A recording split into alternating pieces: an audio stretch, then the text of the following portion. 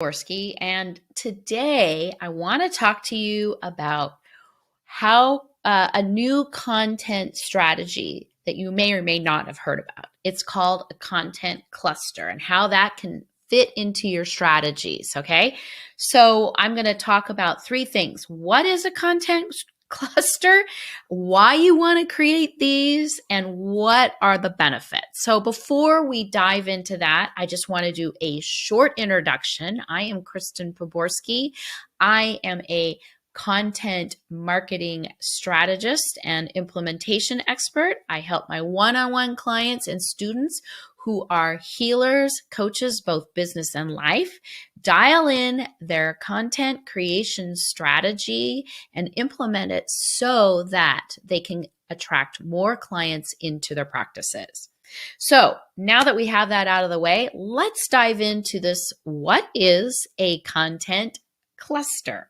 So what is a content cluster? Well, it's basically what they sound like. It's a cluster of content. So it could be blogs, photo albums, podcasts, all kinds of multimedia content that you want to organize around a central theme. A lot of times in the past, people have called these resource pages, which they are super great because they help you organize content all in one central place. So that's really why you want to create a content cluster or an AKA known as a resource page. I like to create them, especially when clients and students have a topic that they've been writing a lot of content about. It's a hot topic and it is something that really aligns with what they're doing in their business. So it could be something that they're teaching or a service for a client. So it's a great way to get some SEO juice around it. Also to organize things for a really great customer experience or a customer journey, because they can go to this one resource page, see everything that you've written, and then dive in deeper where they feel like doing it. So that's why we create these content clusters, okay?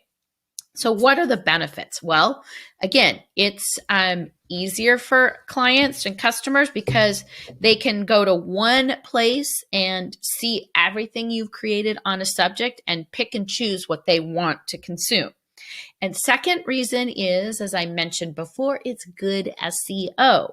It's good SEO because you're linking content to each other. Plus, you're creating a really good customer experience.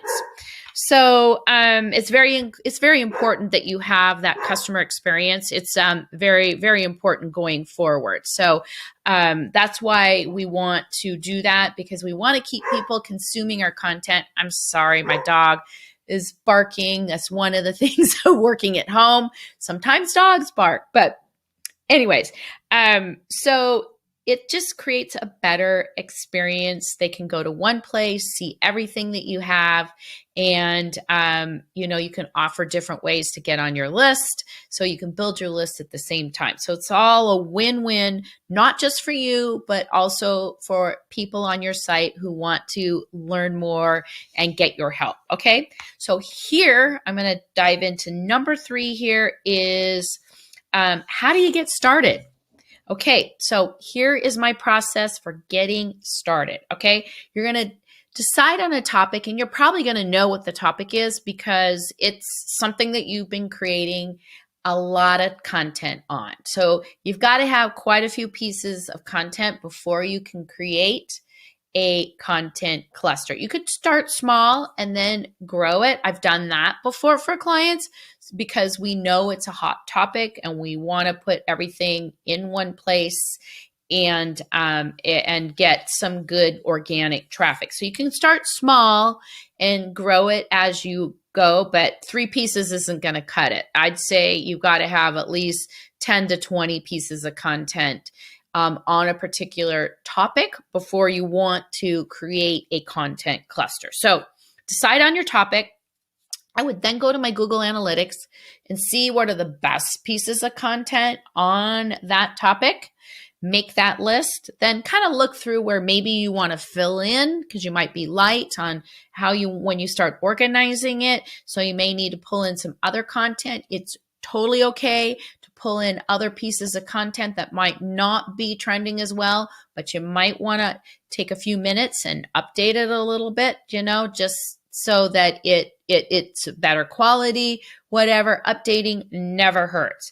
Then you'll use that list to create the outline and start writing your content. So you just have this nice outline, and I suggest, probably 3 to 5 main topics, and then organize all your blog posts underneath those topics, and then start filling in and then linking back to your content. So that's really how, you start creating a resource or content cluster. And it's really great to add in graphics. It breaks it up. So if you've got quotes, do that, add your videos.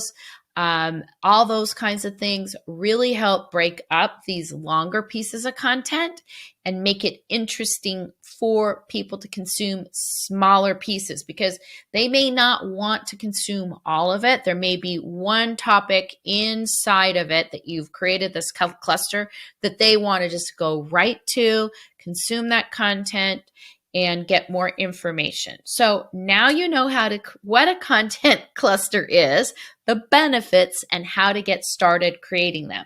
So to help you get started creating great content, I've created a guide, the Content Creators Roadmap to Profitable Content, that will help walk you through the steps that it takes to create content that's going to help build your practice by attracting more customers. You can grab it in the notes below.